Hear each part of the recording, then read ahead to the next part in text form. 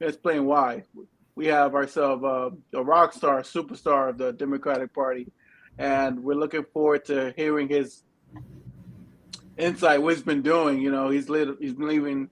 Last 3 years have led some huge movements and for the Democratic Party progressive wing, and we're really excited to have him for another episode of Imagine More. So we're gonna do our quick intros. Obviously, you know I'm Jesse, and I'm gonna quickly introduce Steph, and we're gonna go right into it and introduce our special guest star. So without further ado, Seth, hit it. I'm Seth. If you guys don't know me already, yeah, I was Jess's campaign manager in the 2022 cycle. Also worked with him in 2020. We actually worked alongside Ellison during his Senate campaign. We were doing our best to promote him. He promoted us. So very close ties with each other's campaigns. So it's pretty good to reunite. It's been a while since Yeah. we last talked. So I'm excited to see what's been going on in Allison's life in the last couple of years, I guess now, huh? It's been at least a year since the last campaign we were working on. So, Absolutely. All right. you So can with go that ahead. being said, Allison, yeah, let's hear it. Well, I've been trying to stay busy as possible. The governor here in Florida, he has really done a number of people.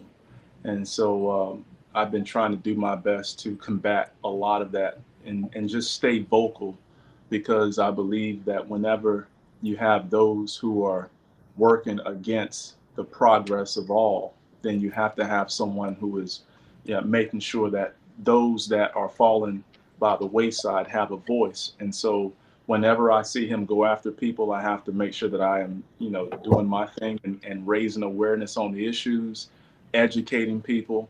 And so, a lot of this I do on TikTok. I make videos. A lot of times they go viral. People like the information, and I share it and try to really just educate people because I believe that an educated voter group is a better group that will usually vote for the best candidate. So it's very important for me to make sure that people are in the know, or as we say, that people are woke. That's awesome. So what are some of the things that you've been doing? Like some kind of groups you've been working with in terms of, I know you said TikTok, which is a great platform to spread Yeah. your message. But any local groups in the Democratic Party I you've been actually working with? started a PAC. It's called United for America PAC. And basically, what the PAC is doing is raising awareness on the issues that I championed whenever I ran for the United States Senate, like issues like for the for this reason here. In this country, we have women that are still being paid less than men for the same job, but no one in Congress is fighting for that. So that's an issue Hmm. that we continue to fight for at the United for America PAC.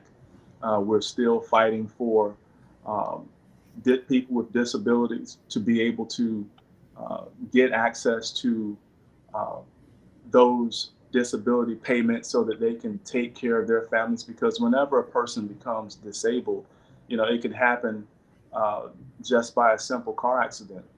No one wants to be disabled, but it can happen to literally anyone. And I've always told people that it is the sleeping giant in the room, whereby it literally impacts more Americans directly than pretty much any other issue.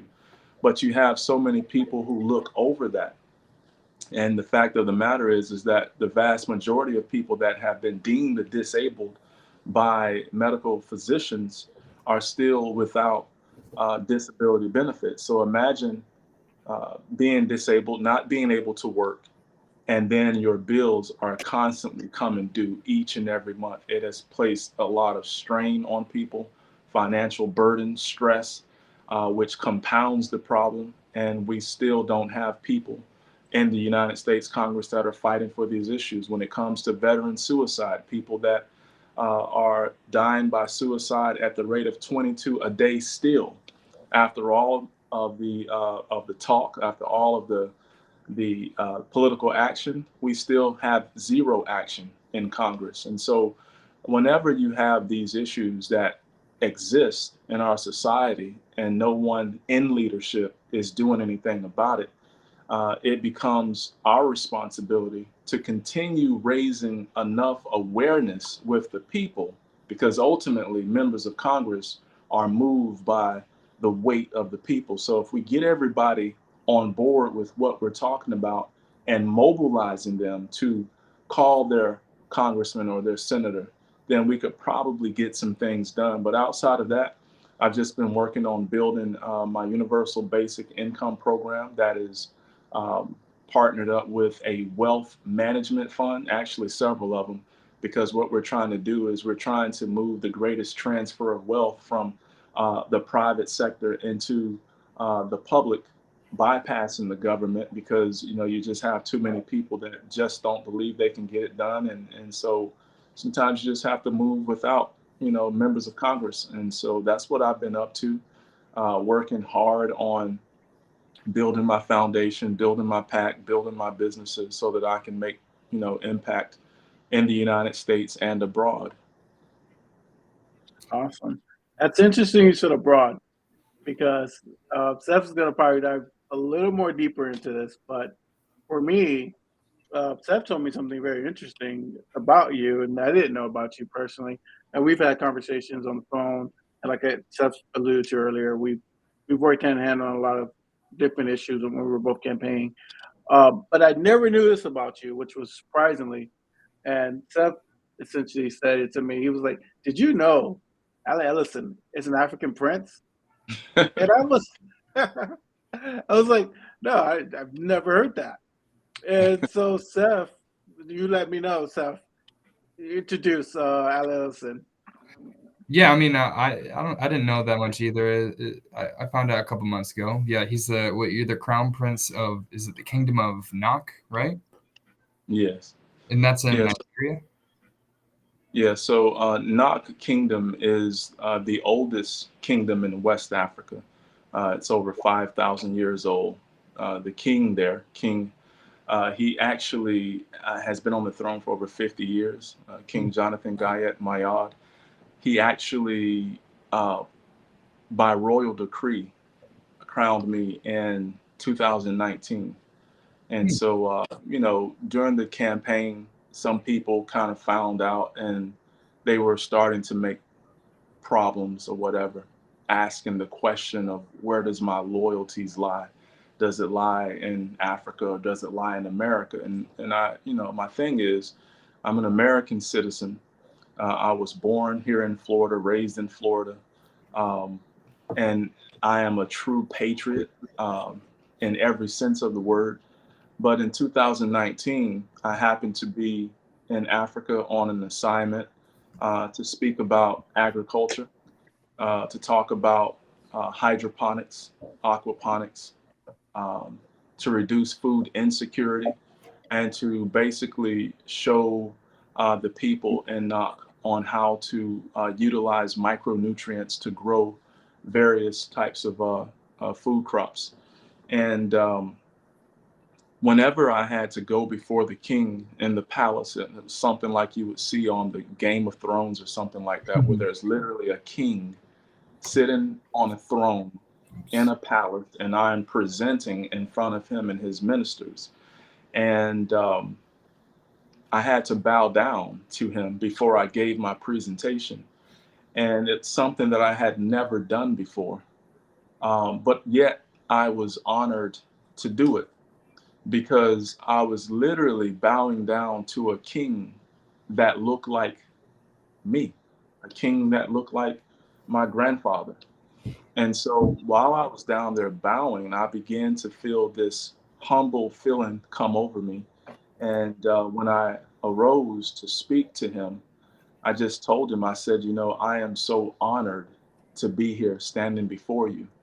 I said, I'm honored to be standing before you, because where I'm from in America, we would never see anything like this. We would never see a king that looks like us. And I said, in America for over 400 years, our people have been beaten, have been oppressed, so much so that it has broken us, because we've literally been cut off from our language, because the average one of them can speak up to 9 languages. We've been cut off from our history, our culture, our lineage. And it was very powerful because they can track their lineage back 5,000 years, whereas here in America, most Black Americans can't trace their lineage back past slavery. So it was very powerful for me to be there. And then I told him, I said, um, not only has all of these things broken us as a people, but the evidence of our brokenness is the fact that we have emerged as the world's largest spenders. Uh, our spending power is the equivalent to the world's third largest economy, but when it comes to saving and investing, we're at the very bottom of the social economic totem pole. In fact, we're $15,000 below every other group. And so I told him that I wanted to be able to change this. I said, I will run for the United States Senate because I want for every young Black boy and girl to know that if a young Black man who grew up in a 3-bedroom trailer on the side of a dirt road can ascend to one of the highest offices in the land, then it is possible that any one of us could do that. And I said, I won't stop there. I will push further. And once I secure that further seat, I will leverage the power of that seat to rebuild the bridge that has been broken between our people and our countries and create the kind of economic development that can truly lift us up so that we're not spending out of despair, that we're spending out of equity. And I think when I said that, the king beckoned for the prime minister and he whispered something into his ear. And I began to think that, well, maybe I'm talking too much. So I said, I know that I have a presentation to give on the topic of agriculture with respect to hydroponics and aquaponics. And so I went into my presentation, talked about various ways to grow the crops and solve a lot of the problems in the area. But when I got done, the prime minister walked over and got the microphone from me, and he just said, "Wow, Alan, you have given us so much." And he said, K Pope Ham, which translates into paramount ruler or king, is very impressed with you. And what he wants to do is bestow upon you 2 official royal titles. And one is son of the soil, which means prince. And the other one is commander, which is a military title, which gives me command over everyone in the military, paramilitary, and law enforcement that's my age and younger. And when they had said that, I felt like, oh, this can't be real. This isn't happening. So the next day, whenever I got up, it was morning time. One of the congressmen from over there came to my hotel room. This guy was, very arrogant. But on this particular day, he came and he had this garment, and he asked me. He was bowing down. He asked me if I would wear this garment, and I'm thinking he has a different, vibe today. And I said, Mhm. sure, I would love to wear this. And I put it on. And when I came out of the room, I noticed that there were a lot of military personnel outside in the common area. And I was thinking, oh, they must have stayed at the hotel the night before. And as I began to walk out, they began to walk towards me. And I'm thinking, oh, what's going on here? And I just kind of squared off because I'm getting ready for whatever. And then just like all of a sudden, they just began to bow down to me, and then they asked me if they could take selfies. Now, back in the States, I'm used to taking selfies with people, but this lasted for like 30 minutes. I'm just taking selfies with all the military personnel. And then the congressman over there, he said, we're going to enjoy the festivities today. So I'm thinking, we're going to go to a festival. 'Cause I used to hold festivals like every second Sunday in Bartow, Florida. So when we get into the vehicle, I noticed that all the military personnel, they get into the vehicles and they ride with us like in a convoy back into the village that I was in the day before. And I noticed when I got there that there was tremendously a lot more people, like 100,000 more people, Oh, wow. because news travels very quickly in Africa. But when I Mm. got there, I noticed that the school kids were out in their school uniforms, all the different classifications of like levels of school kids, different types of uniforms. There was music playing, acoustic instruments, there was singing, dancing. And when the vehicle finally came to a stop in the middle of the like the town square. One of the military guys got out of the vehicle and came to my side of the vehicle. He opened my door, and as soon as my foot hit the ground, all the ladies started screaming, just like that. It was loud. I looked around like, whoa, what's going on? And then just like that, everybody started like trying to collapse on me to touch me. And the military surrounded me. They wouldn't let anyone touch me. And there was this little old lady. She probably in her 80s. She had like scooped under one of the military's like officer's arm, and she was almost able to touch me. And out of nowhere, a guy took an AK-47 and hit her in the chest and knocked her to the ground. And I'm thinking, whoa, what's going on? Like, why are you doing that? And as soon as I said that, another guy tried to touch me, and they beat him back. And then the crowd went crazy. Now everybody's trying to touch me, and they're just having to, fight the people off. And so one of the military personnel behind me said, "We must go." And they began to push through the crowd to get back to the palace. When we got there, everybody was kind of chilled in that area, and everybody wasn't trying to touch me. And so what I realized is that, I thought that I was going to a festival, but what I was walking into was a coronation ceremony, which lasted about 3 days. And so, it was a very powerful experience. In the daytime, it was like dancing, eating, just the festivities. But at night is whenever I would meet with the ministers, and the ministers of tourism, the minister of archives, like the various ministers that are responsible for different things. They would meet with me, and they would teach me about the history, the culture, and everything. And I learned some very, very powerful things about Nok Kingdom. One of those things is that in the book of Genesis, it speaks about this tree called the tree of life. The tree of life is located in Nok Kingdom on Nok Hills. And that tree is the only tree like it in the world. It doesn't grow anywhere else in the world.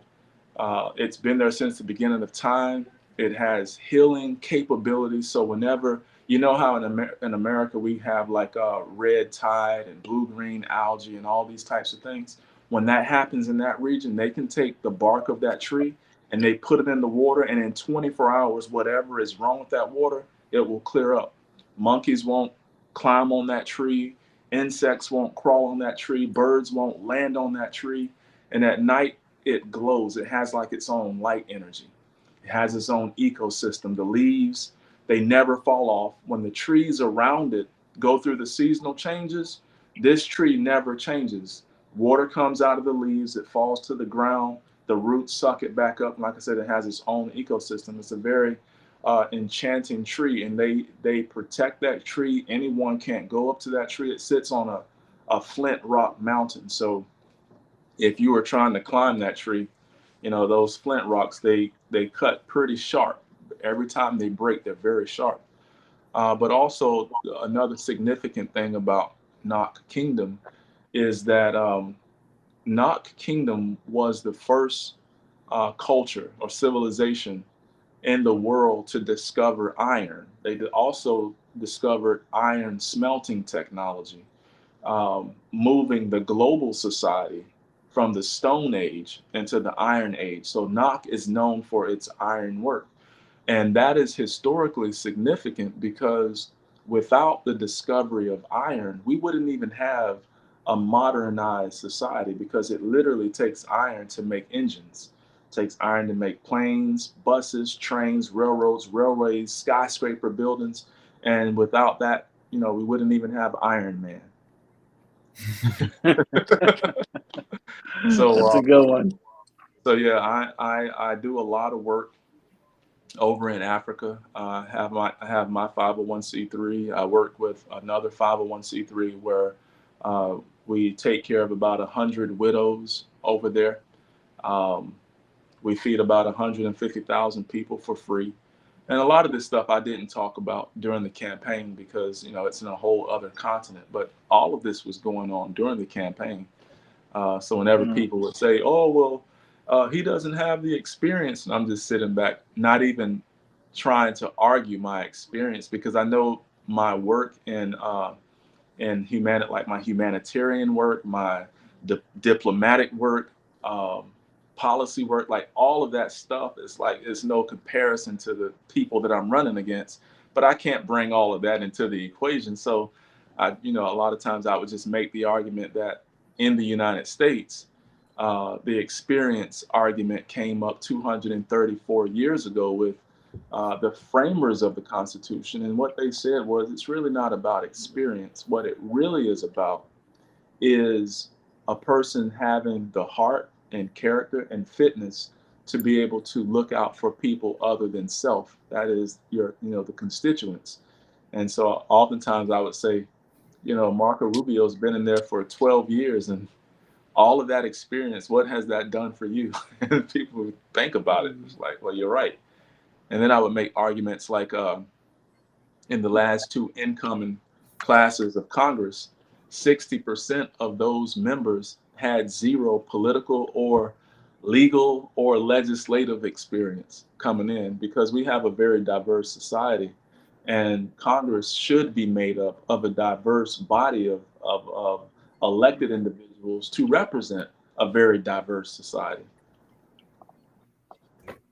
No, I agree with you, man. And it seems like the African experience, it was a very impactful experience that kind of helped you make your decision on, using our expertise to bring here in the United States and to create a framework so that we can follow, so we can connect more with our motherland as an African American, or just in general as our history as people, because everyone know Africa is, the start of civilization in itself, and so that's very inspiring, man. And one of the things that Seth can agree with me on this one is you are a very inspirational candidate, and a lot of people, they see your empathy, they see your transparency, and they connect with that.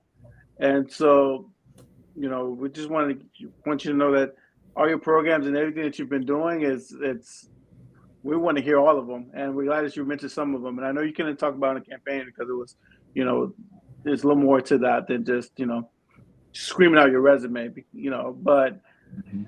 we still want to hear it, because your platform, presenting things like, because I can only speak to me personally, me being as a Haitian, my parents were Haitian immigrants, stuff I say, like, yeah, right, like, stuff like that. It's very inspiring because if anyone knows Haitian culture, a lot of Haitians come from West Africa during the slave trade, and so a lot of it, we're still connected in that respect.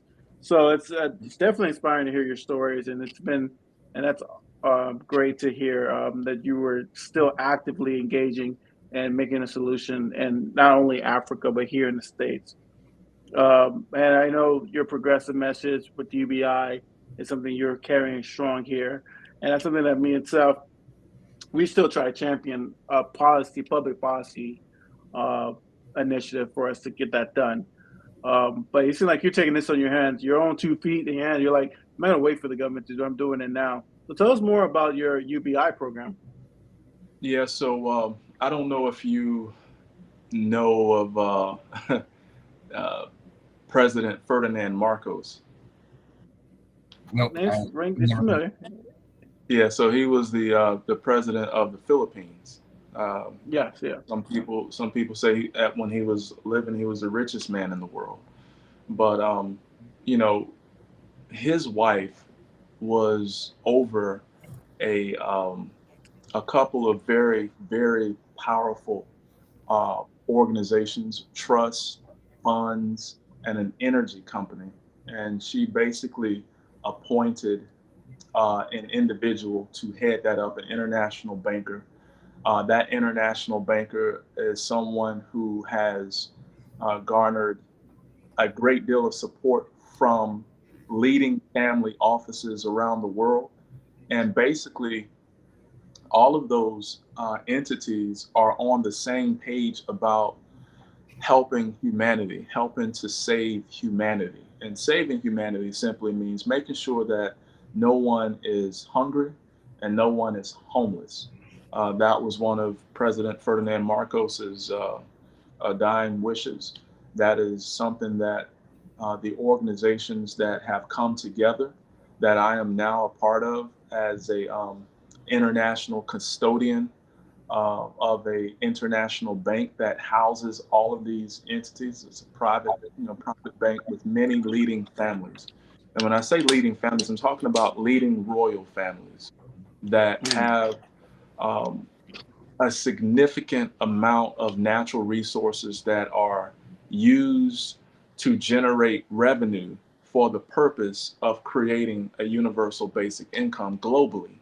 And I am someone who is engaged in the banking arena. I have two financial institutions in the process of gaining several more, and I am an envoy for the United Nations World Fund program. So I'm putting together these financial systems to be able to finance privately to start at least 1.5 million people to have a universal basic income in the United States alone.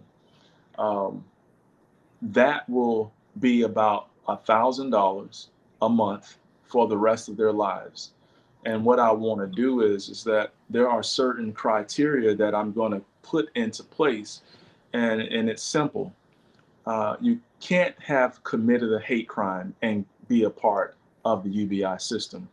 If you are a part of a hate group, you can't be a part of the UBI system. If you make more than $250,000 a year, then you don't qualify to be a part of this UBI system. This is designed to do several things. It's designed to help those who are in need of help, but it's also designed to improve social cohesion. Because if you look at where we are in our society with Trump having been president and um, DeSantis, our governor, who's running for president, under the leadership of just these two alone, we have seen so much division in our country grow. And we have to have a way to roll that back. And just talking about it is not enough. I believe that if we utilize our UBI program in such a way to force people to choose on whether they want to be a part of the hate or whether they want to actually get the help, I believe a lot of people will say, you know what? Forget being in the KKK. I'm trying to get this $1,000 a month because I am in need. I think it will put a lot of people in the same boat, and then we can leverage those programs to actually educate people about how much we really have in common. And if you remember during the campaign, I talked a lot about that we really have more in common than not, especially when you start counting up all of the policies that exist. There are 55,000 laws that affect 55,000 issues that impact millions of people. But what people usually like to talk about are the hot button issues. The hot button issues are usually issues that tear people apart, like abortions or gay rights, and all of these things that are very divisive within our society. People, they go to their corners of the room and they just hang on there because of how politics have divided us so much. But when you start talking about like even 30 issues, you'll start to realize that everybody are pretty much on the same page. Like, for example, I don't know of anybody who wants to get rid of Social Security, you know, and disabilities is one of those issues where it doesn't matter if you're a Democrat or Republican. If you become disabled, you need that payment to come in every month because you are dependent upon it. And so when it comes to like the issues that everyone can get around, that begins to show Americans that if you communicate enough about enough issues, you will very soon find out that we're really all in this boat together. And I think UBI, probably better than anything else, can show people that you're more alike because everybody wants a better quality of living. Everybody wants for their kids to be strong and healthy. Everybody wants for their kids to be taught well in school. Like, these are just things that if we push the hot button issues to the side for a minute, we can begin to see one another. Because right now we don't really see one another. The first thing a person want to know is, who are you voting for president?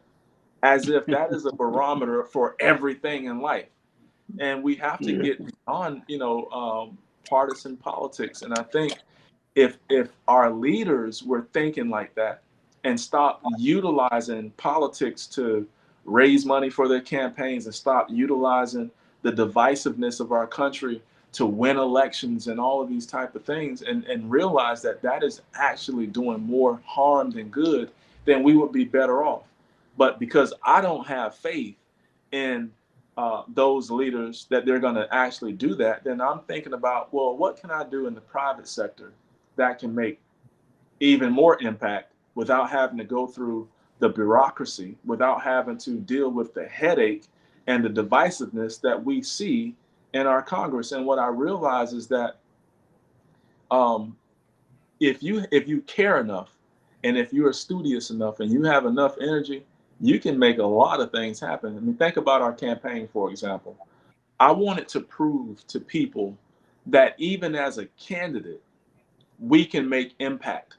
And so rather than begging people for their money for the campaign, what did I do? I held 80 town halls, and I would constantly ask people, what keeps you up at night? What's troubling you? And the reason I asked that was because I wanted to see if there was a way for us to solve their problems. I wanted to see that with our 13,000 volunteers, that someone in our database may have had a resource that can solve their problems. And I wanted our team to be able to solve their problems within 24 hours. And in a year and a half's time, what we were able to do, we were able to put roofs on homes. We were able to put hot water heaters in homes. We stopped evictions. We paid for drug treatment programs. We got tents for the homeless people. We helped people set up businesses. And it wasn't just here in Florida. We did this all over the country.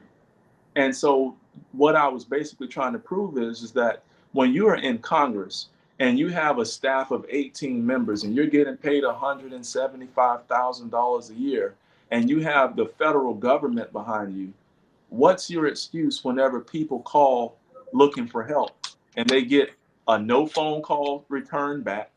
If you send an email, it's going to be a canned email, not really even addressing their issue. Like, what is that? If a candidate can do things to help change the lives of people for the better, then how come they can't? And my thing is, if they're not, then people should be smart enough, wise enough to realize that they can collectively vote those kind of candidates out. So the reason I would always like echo uh, Jesse's posts on Twitter and wherever else is because I know Jesse was out here doing the same thing, helping people every day.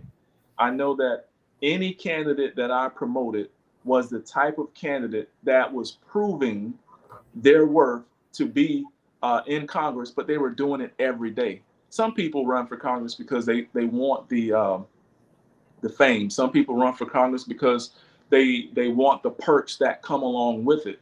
But some people out here are actually doing the work of a congressman. I know Jesse was doing the work of a congressman. I know several other candidates were doing the work. But oftentimes the people that are really doing the work don't always have the financial wherewithal to put their name out there.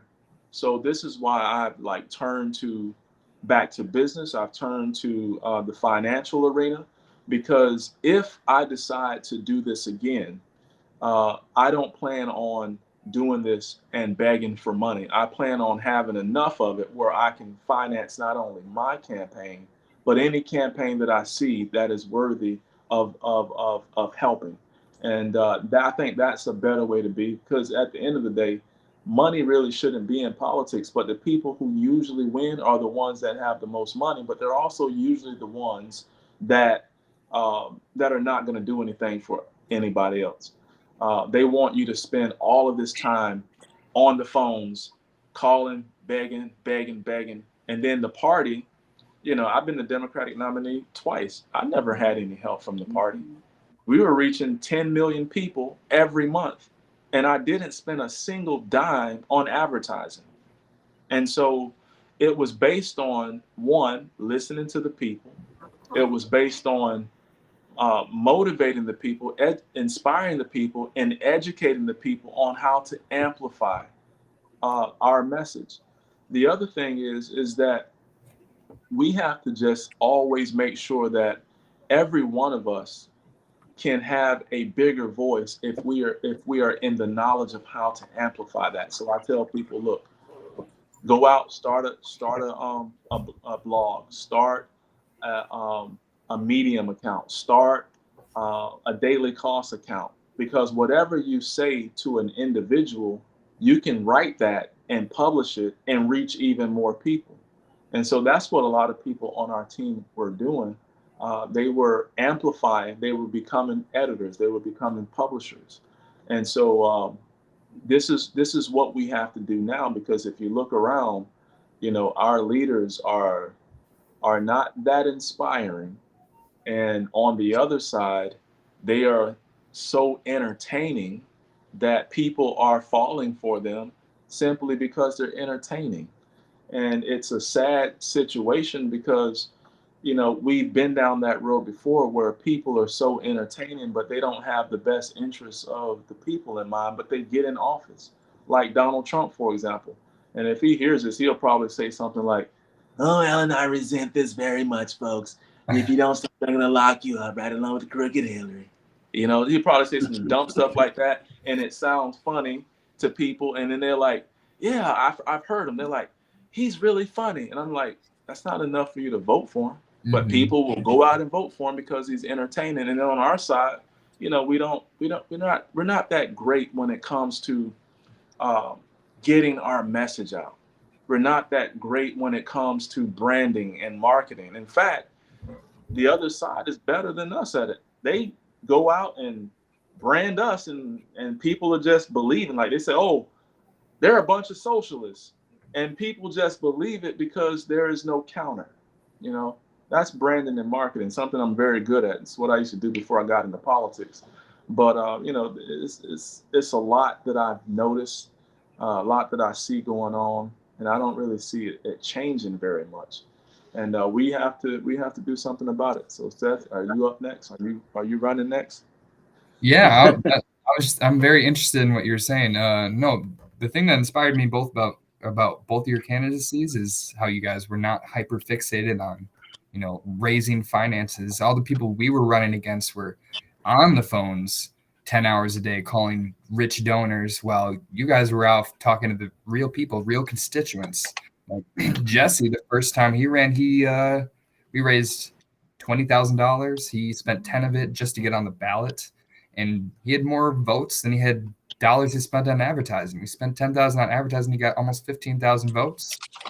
Like that's where our politics should be. It should not be so hyper fixated on, you know, reaching the donor class and appeasing their needs in order to just get elected. Because that's the problem with all of our politicians, especially in the House of Representatives. You get elected, and day one, you're focused on re-election. You got 2 years, so you got to start now. So they get right back on the phone to start calling rich donors. What can I do? What can I do to get your vote? What can I do to get your donation? And they're just not focused on the needs of the people. And I always found you very inspiring. You were always very responsive on Twitter. Like anybody would ask you a question, anybody would say anything. You always respond to them. You don't treat them like, oh, they only have 63 followers, I'm not going to respond to them. I only talk to big names on Twitter. No, you recognize every individual as a person, and you treated them as a person, and you were like, I don't know how you had the time to do it. It was very inspiring. That's why I immediately was like, this is our guy. I don't care if he doesn't do well in the primary. Like this represents our values. Like we're very supportive of him, you know? So, and I mean, it caught attention early on by like people like Mark Hamill, which that kind of blew my mind. I don't know how that happened in the first place, because that was like, and then he tweeted like hashtag Jesse 2022, and I was like, is this reality? Like, I Star watched Wars. 5 years old. How did that happen? Yeah, it's, you know, Yeah. the thing is, we were very, like you said, very responsive. I I did that on purpose because I'm telling people that Marco Rubio, when I was running against him, even before that, he's not responsive. In fact, any of these people that are in office, you can hit them up on their social media with a legitimate question, concern, like critique, and they're not going to respond to you. No, they don't And even have that's sad. access. Probably they just have their staff write everything, and you'll Yeah, just tweet a Bible verse once every month. It's just like you don't know it. yeah, it's You know it doesn't sad mean anything to them. because when you become so insulated like that, you really don't know what's on the hearts and the minds of the people. And the primary job when you're in Congress is to represent the interests of the Mm-hmm. people. How can you represent the interests of the people and if you don't know what the people are in need of? So I became responsive, one, to show what it should look like, and two, for me personally, it gave me so much insight into where people were. And because I was running statewide, I believe that I had the best possible um, like knowledge base about where people were from county to county. For example, most politicians think that it's just a couple of issues that they should champion, and they put those issues up on their website, and then that's it. I always knew as a political scientist that not only are there thousands of issues, but within each county, there are several issues that are unique from every other county. Mm-hmm. And if you go to one county talking about housing when the issue is water crisis, I mean, you're just going to be out of touch. And so I wanted the campaign to be organic from the standpoint that the issues that we focused on were the issues that people were dealing with the most. Mm-hmm. And so that's why um, we dealt with the most issues, and it also meant spending the most time studying those issues, spending the most time, and not just studying the issues for the sake of studying it, but really studying the issues from the perspective of trying to figure out the solutions to the issue. Yeah. And so, you know, our data team crunched numbers. Our data team looked at demographics, and we had a stat team. Like, we had a team of social workers, a team of lawyers, all dedicated to trying to fix problems now, not when I get in Congress, but what can we do right now? And so it just became very important to me. But the thing that I always want people to understand about me is that for me, this isn't about the seat. This is about me trying to fulfill my personal goal of helping people. Mm-hmm. This is what I believe I was put on this earth to do, was help people. And so connecting my gift, my spiritual gift of helping people to a career path, it just only allows me to maximize that gift. And for some people, you know, their reasons could be different, but that was my why. Mm-hmm. And so being able to do that, even not being in Congress and having so much impact, it's just something that I think about, you know, each and every day. So whether in an office or out here in the real world, I'm still going to make the impact. It's just, you know, it would have been nice to have the government pay for a lot of the things that I'm doing, but hey, Yeah. I don't mind generating the revenue and paying for it myself.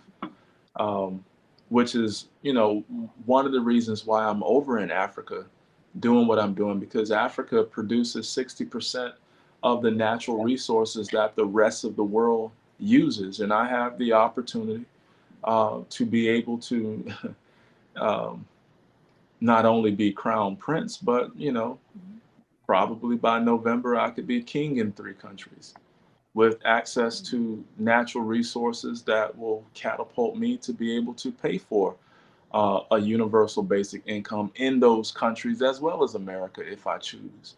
But that's where I am right now. There are things that I try to do in America to make impact for our party. Like for example, just in the state of Florida alone, last election cycle, I was watching how the Republicans were increasing their voter numbers. And I stopped counting when it got to around 350,000 more voters than our voters. And so, for the first time in 28 years, the Republicans now control the voting bloc. But then on the flip side of that, we have at least 3 million voters who can't vote because of Yeah. felony records. But nobody's really trying to, push that issue. So I figure if I generate the revenue that I know that I can, you know, I could just pay for all of those and get our voters back Yeah. and flip the state back blue. And so, when you look at the Republican strategy on uh, isolating, alienating, or just basically disenfranchising voters, the thing that they did here in Florida with our returning citizens are, the type of tactics that we see them trying to engage in across the country.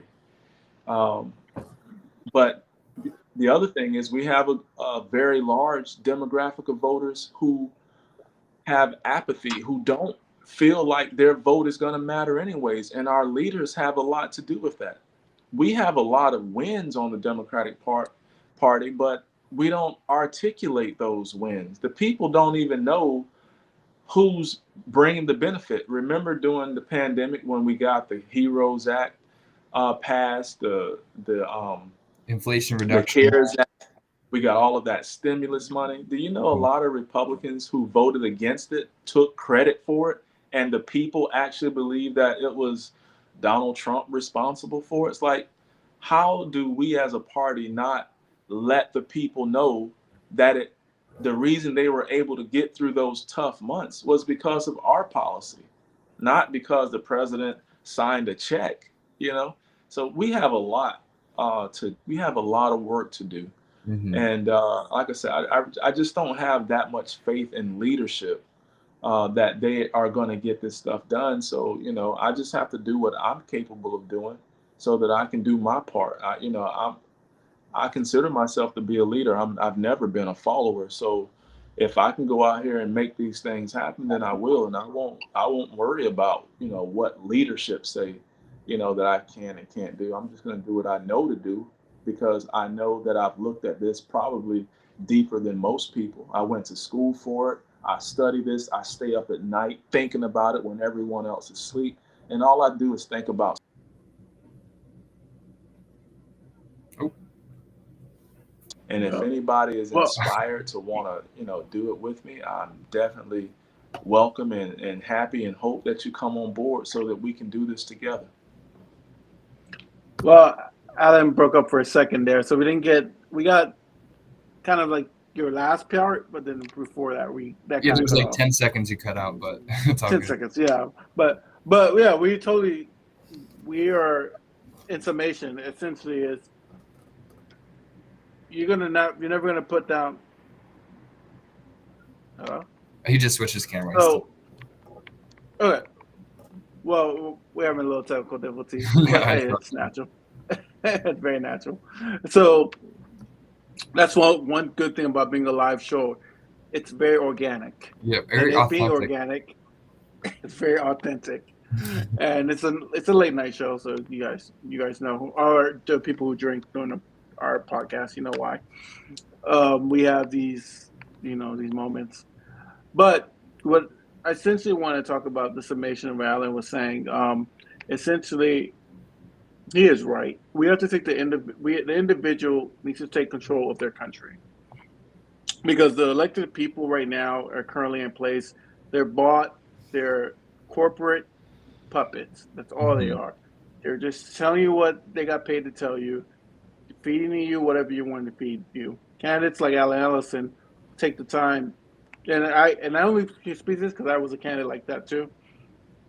You have to invest in your belief system. You have to invest into people, Yeah. and that's I think that he's really trying to say that instead of me knowing, instead of me funding a system and organization that's run by puppets, I'm going to take the initiative myself and get back to the people who believed in me and believe in his idea of what he sees for the state of Florida.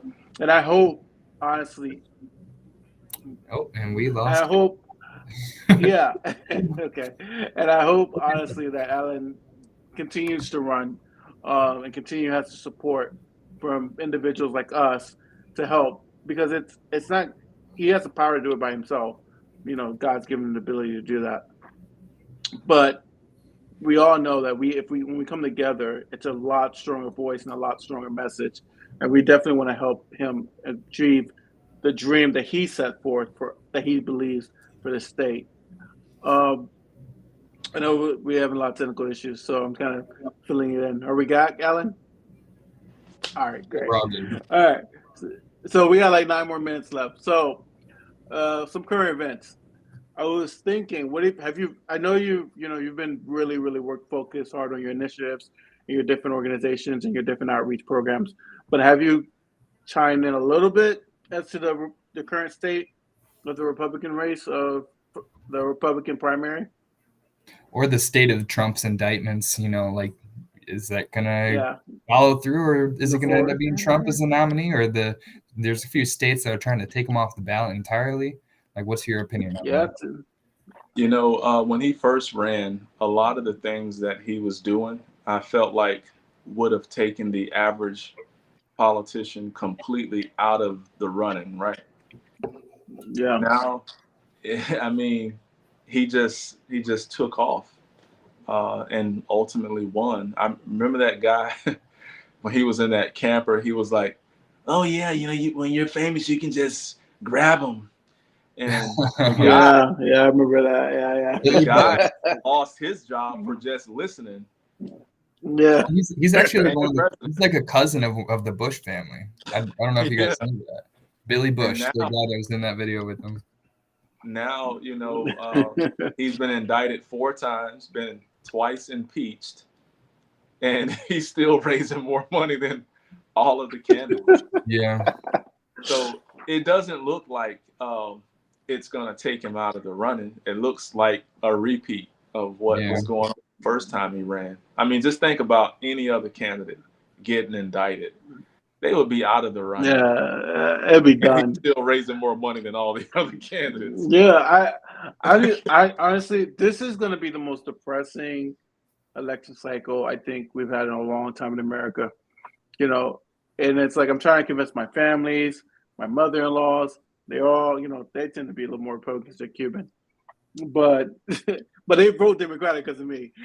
So yeah, even they're like, uh, you know, I don't know, Biden, Trump. They're both very old. And I think a yeah. lot of people are just not inspired this election cycle. The other So thing you're is, probably gonna you yeah, go know, ahead. when you think about all of the things that have happened, like with gas prices, um, with information coming out about the pandemic and all of Mm-hmm. these different things, the Republicans are literally controlling the narrative for people. It's true. And you see more Democrats and more independents leaning towards the Republican Party. And it's sad that they can't better understand like how gas prices go up. Like the president doesn't control that, but Yeah, it's the narrative that's being pushed out. And I believe that President Biden has lost a lot of supporters simply because of the narrative that is being pushed out, and the Democrats are not combating that with anything that is real. Like there literally needs to be town halls going on all the time so that people can at least get the education that they didn't get in school. Yeah. Because for someone like myself and like Jesse, who went to school and learned this stuff in college, like you can't just sell us anything. But for the average person who didn't pay that close attention in civics in ninth grade and didn't go to college for it, the only place they're going to get their information is from what they see on television. And it's sad to say that the most pervasive political news source that's on television is Fox, because it's free. You don't have to have cable to watch that. So Yep. it's literally reaching more people with those types of messages that lift the Republican Party up and put the Democratic Party down. And so that's why I also spend so much time educating people, because, again, when you understand what's really going on, people can't just say anything and you buy into it. Like, for example, whenever, I'm in my salon right now, but whenever I have customers who come in here and 'cause I live in a red area, and they come in here and they say, our president, he really looked out for us during the pandemic. We got those stimulus checks and he passed the Heroes Act and all, like all of these things. I'm like, you do know that every Republican voted against this Yeah. stuff, right? You do know that these are Democratic initiatives, right? But the fact of the matter is, they don't know. And if we don't tell our successes, if we don't educate our people, then the Republicans are definitely going to take the credit for it. And then people are going to be voting for someone who literally voted against their interests every single time. And it's sad. And, one of the things the party doesn't do is they don't really take a consensus of the room. So, for example, when I was running, and if you saw the level of excitement that was around our campaign, right? You saw the amount of people that were signed. Like one day we had 8,000 volunteers sign up in one day. Wow. That is a level of excitement that you just don't see in congressional races. And to turn around and put millions of dollars into my opponent's campaign, not only it was a way to control the vote, but it was also disheartening, and it also didn't create, like, it didn't really build a bench, because what should have been happening is they should have been saying, you know what, if he doesn't make it this time around, this is someone that we need to get behind the next time, right? But if you think about it, those types of candidates, and we have them all around the country, those type of candidates that can stir up a lot of excitement, they have no backing from the party. Yeah. And so then they want to dust off these people that have been around for 30 and 40 years, right? They dust these people off. No one's that excited about it. And then they don't know why we're losing left and right the way that we're losing. Yeah. And it's because, I'll tell you the real reason, it's because of money. They want people that can raise a lot of money, because when you get in those offices, you continue to raise money for the party. People like Val Demings, and how well did she really do in the Senate race against Marco Rubio? Does money really win elections? No. No. Democratic Inspiration. primary voters just think that they need to vote for the person that raises the most money, which is just a flawed technique. It's like, at the end of the day, you're gonna vote for either the Democrat or the Republican. So pick the better candidate, not the one that's gonna raise the most money. And that's why they lost the Senate. That's why Charlie Crist got blown out of the water by Ron DeSantis. They're not picking inspiring candidates. They're trying to beat Republicans at their own game. Republicans are good at raising money, so they try to outraise money. That's not how you win elections. Just Republicans are always going to beat you if it's about finance, because they have all their dark money, they have all their special interests. We need to play at our own game. We need to change the narrative. We need to change the way people run elections, instead of simply relying on corporate donors. Yeah. I think. Go ahead, Doug. No, go ahead, Jesse. Go ahead. No, I wasn't going to say anything more profound than you guys are saying. I was just going to. All I was going to say was, like, I second everything that you guys are saying. My thing when I ran was, it's just like, I mostly focus on helping people. I'm not gonna, like, I think Alan already said this, but I'll repeat it. I'm not gonna sit and waste my time asking someone for $1 that needs $1. Yeah, That's not. I didn't get in to do that. And that's our met. The problem is Democrats, like you said, Seth, they are focusing on how Republicans win. A Democrat, and I told you guys this on the campaign stuff, and you've heard me say this 1,000 times, is you cannot try to play the Republican game to win a Democratic Party. Yeah. Democrats, our voting bloc is focused on the connection. It's focused on emotional connection. That's our voting bloc. Our voting bloc is not, oh, who's going to be the richest, the person with the most resume, the biggest resume. That's a Republican way of winning. Yeah. The Democrats always win with emotional connection. Mm-hmm. And if we can't connect with our voter bloc, you're never going to win in any kind of election. It's just not possible. So even if you can raise $100 million. If people don't like you, they don't feel you, they're not going to vote for you. Yep. They're like, oh, he's a good guy. Yeah, I like Joe. I'm gonna sit this one out though. And that's just how we vote as Democrats. So and like Ellen was saying, it's just the party leaders are not concerned about that, because guess what? The party leaders have been there for 30 years. They're calling the same people. And I mind you, and this is why the Democrats have really been losing, in my opinion, is that those people are dying out. Yeah. Those people that can normally call, like, hey, give me $1,000 here, are gone. And the newer generation, if we looked at the polling and the data, it's shown they've been more and more moving into the Republican Party or Independent Party, because they haven't fed the pipeline, like Alan was saying. They're losing the pipeline because they're relying on the older generation to push the party through, and it's never going to happen. And they're not really focusing on the young vote. Well, younger voters vote overwhelmingly for Democrats, and Democratic voters don't generally, utilize that. Yeah, generally. Yeah. It's a very general statement, but if you look at the data, it shows most people who normally vote Democrat are voting Independent or going red. And that's been both parties are kind of leaving the establishment. Like most Republicans nowadays would rather vote for Trump over, and like they would leave the Republican Party just to vote for Trump. They're not very tied to both parties. The two parties. You know what it is? Mm-hmm. It's people are tired of career politicians. People want something different, and it's not only in this country, it's globally. I mean, that's how Macron got in office. Yeah, he was a banker. People were tired of career politicians. In Africa, people are tired of these career politicians. What they want is something new. Now, with Trump, they got something new, but they got something worse.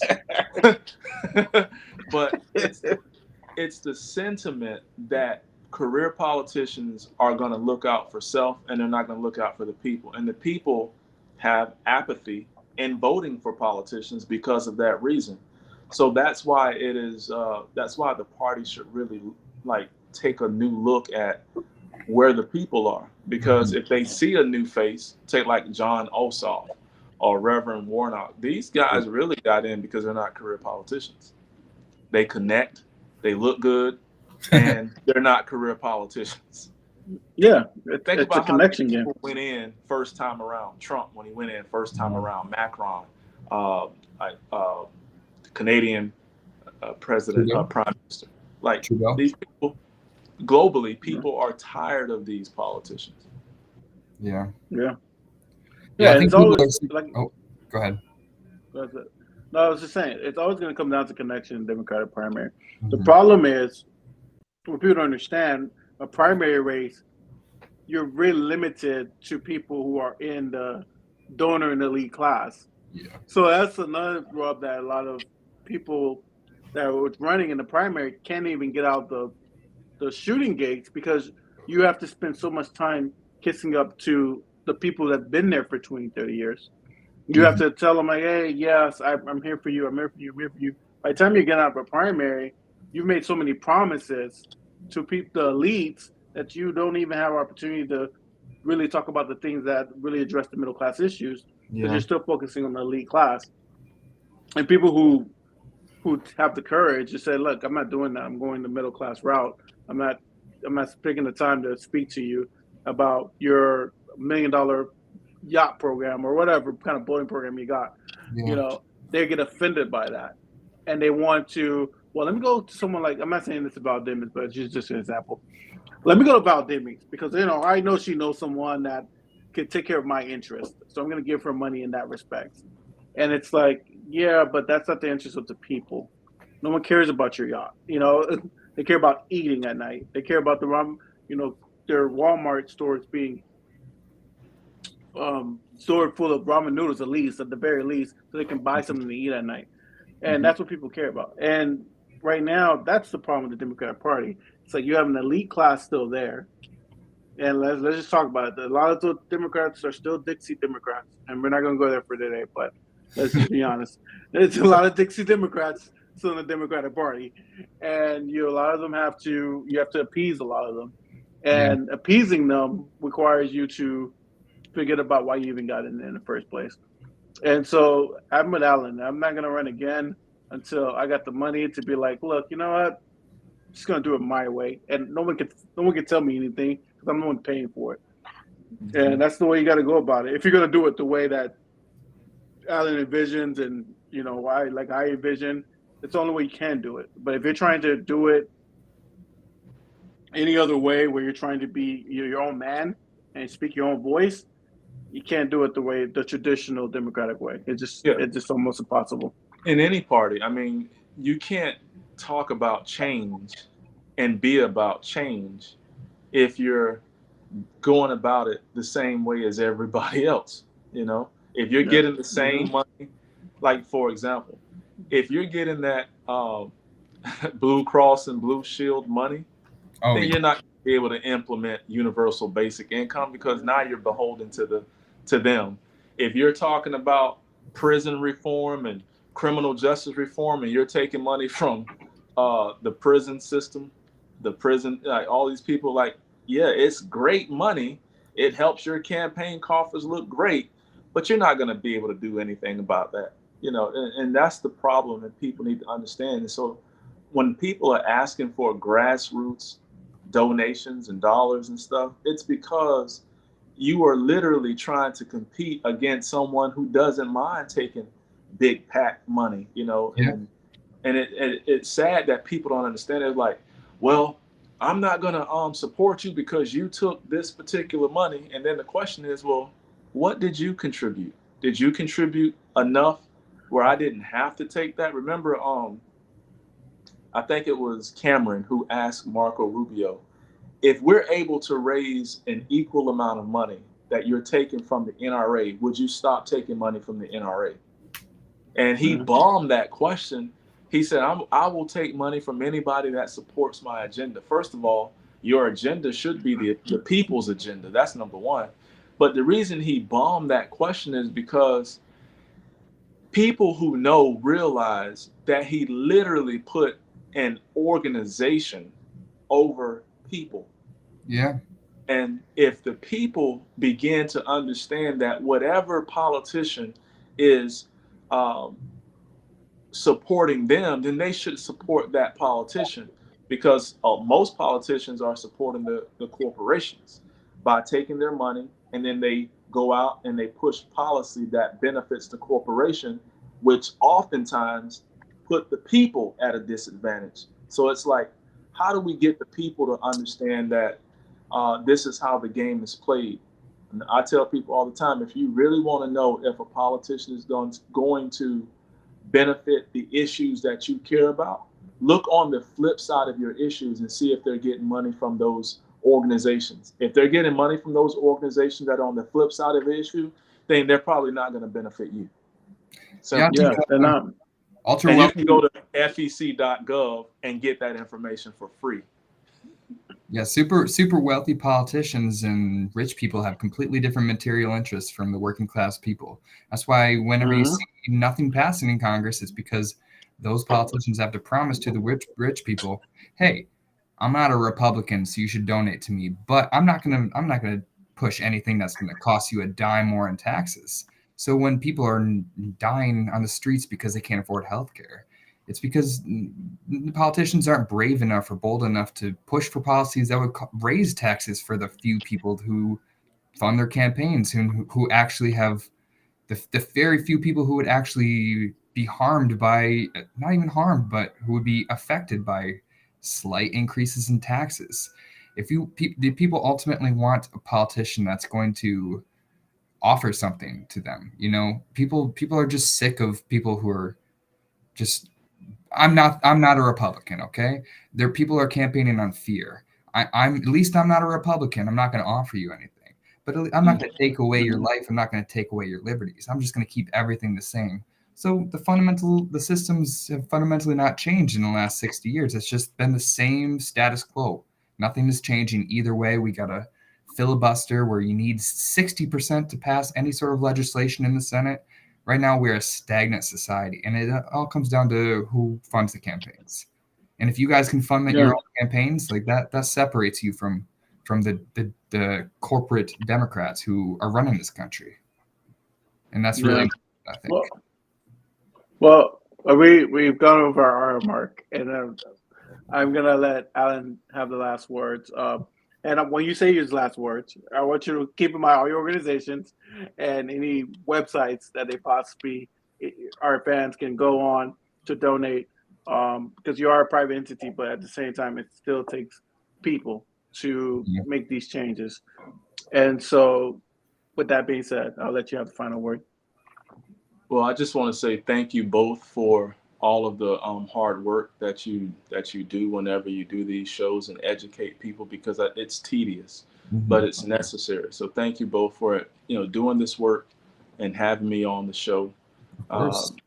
I am still on Twitter. I'm just shadow banned. And for those of you that don't know what shadow banned is, it's anytime you have an audience of people, but the people can't see your tweets, your posts, because of whoever is running the show is keeping your tweets from being seen. That's called shadow banned. And I went from getting about 10 million impressions a month to I think I'll probably be doing very good if I get 6,000 impressions now, even with 130,000 followers.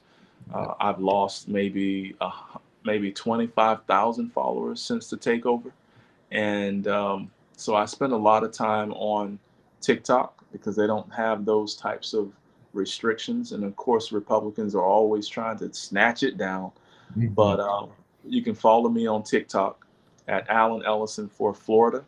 I put a lot of good content out there, content that educates people, content that entertains people. But mostly I like to inspire people to think more, to be better. And if you want to, please visit our website at the ellisonfoundation.org. Also, United for America PAC. We are trying to continue to raise the awareness on the issues that matter to you, the issues that matter to me. We are working diligently on making positive change, positive impact, and I am working very hard on bringing that universal basic income program to the United States. I recently became the international custodian of a bank in London. It's called the Bank of Maharlika. Very powerful institution that it believes in building humanity, saving humanity. It's called the Bank of Humanity, whereby 30% of all of their revenue goes towards a universal basic income program. And I am basically the face of the one that's coming to the United States and Africa. So I'm very excited about that I am a part of an international community of leading family offices or royal families that believe in looking out for those who are less fortunate. So be sure to visit the bank's website, Bank of Maharlika. And so, again, thank you all for having me. I look forward to speaking with you again soon. We got to have you back on sometime soon for sure. It's probably one of my favorite episodes we've done so far. So we definitely got to find time to get you back on. Thank you so much. Thank you so much, All Alan. right, guys. Don't forget. Thank you, Alan. And don't forget to imagine more, guys. We'll see you next week. We'll see you next week, everybody. Have a good night.